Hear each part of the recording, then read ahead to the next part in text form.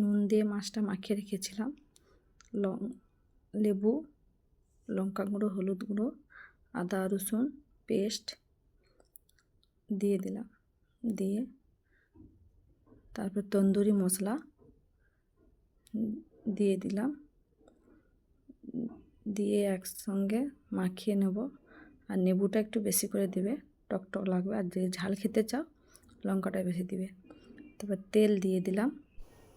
তেল দিয়ে আধ ঘন্টা রেখে দেবো। আধ ঘন্টা পরে ভাজবো। তেল গরম হয়ে গেলে একে একে মাছটা দিয়ে দিলাম।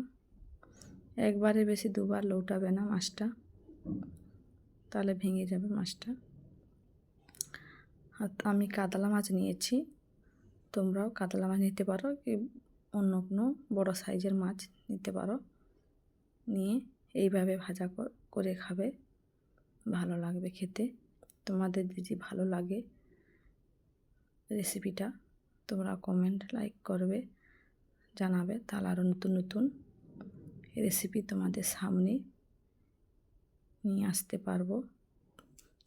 তোমাদের জন্য প্রতিদিন নতুন নতুন রেসিপি তোমাদের সামনে তুলে ধরবো।